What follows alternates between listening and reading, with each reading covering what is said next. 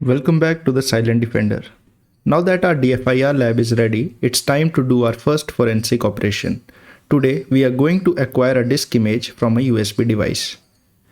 And here is something important to understand. Whether it's a USB drive, a hard drive, or an SSD, the acquisition process is exactly the same. We take the storage device and create an exact forensic copy of it. So for this, we will use FTK Imager. Why? It's free, widely used in DFIR, supports formats like RAW and E01, has built-in hashing, simple and beginner-friendly UI. So let's quickly open our VirtualBox and start our forensic machine. So before touching any evidence, we need to make sure we don't accidentally modify it. Since we don't have a hardware write blocker, we will simulate one.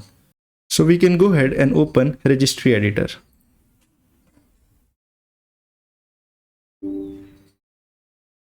Here we need to navigate to, one second. Okay, better. So here we need to navigate to HKLM, system, current control set, and control.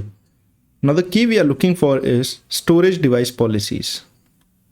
As you can see, we don't have the storage device policies with us. So what we can do is, we'll scroll up, click on control, new key.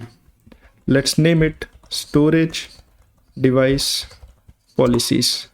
Inside this, create a new dword 32-bit value, name it write protect,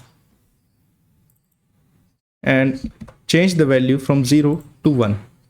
Now this tells Windows do not allow writing to an external storage device.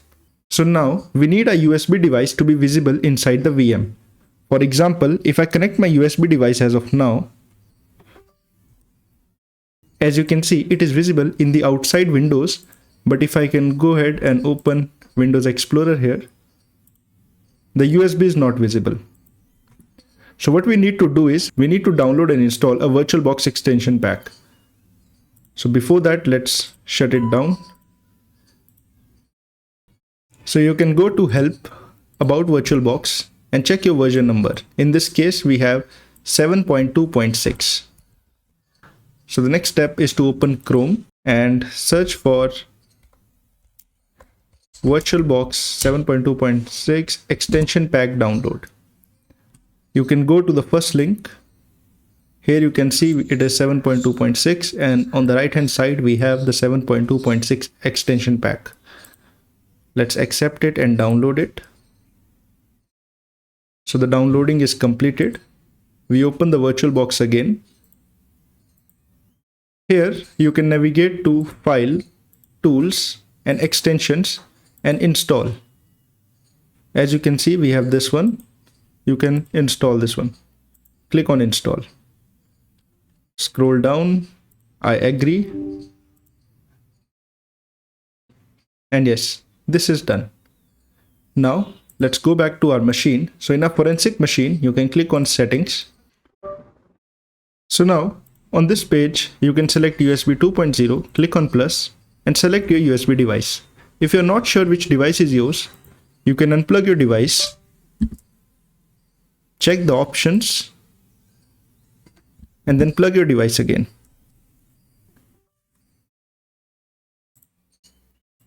As you can see, I have this SanDisk Ultra.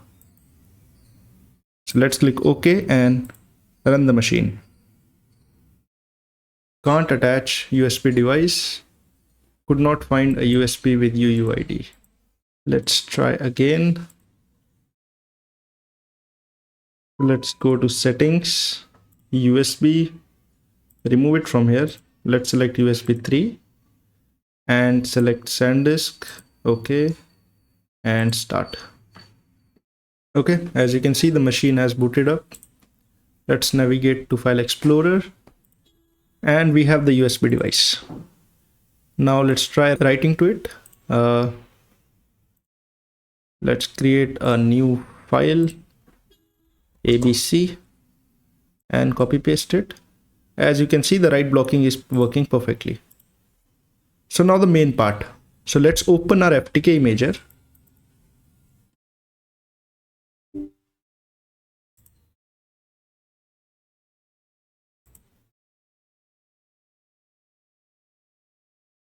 Let's go to File and then create disk image. Let's choose a physical drive. And in this case, let's select our USB device, which is this one, SanDisk Ultra. Let's click Finish. Image destination, image type, let's select E01.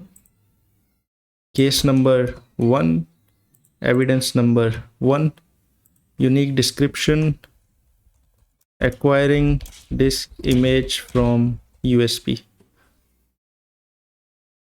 Acquiring image from USB makes more sense. Examiner,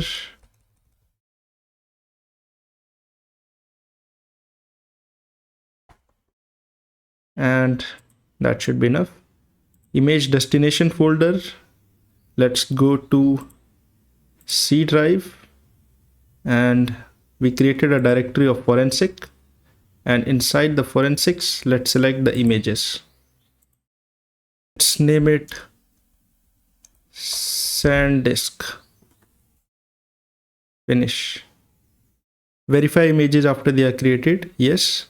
Pre-calculate progress statistics, not required. Create directory listings of all files in the image after they are created, not required.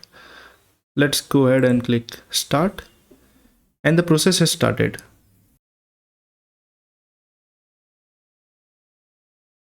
So this may take some time depending on the USB size.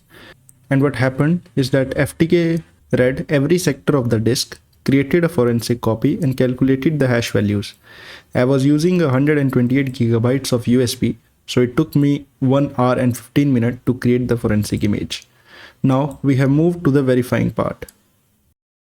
Okay, so this is completed. As you can see, both MD5 and both SHA-1 hash values. The computed hash and the stored verification hash and the report hash all match, and you can see the verify result here as match, and that is true for both the cases. So this is a success. So we can close this off and let's navigate to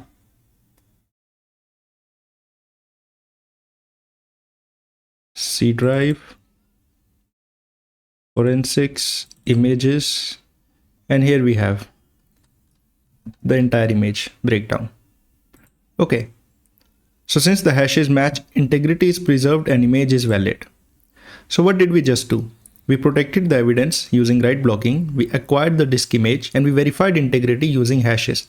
This is the foundation of DFIR investigation. So we will conclude the video and we will start analyzing this image in the future videos. Until then, like, share and subscribe to secure your feed, and I'll see you in the next one. Keep defending.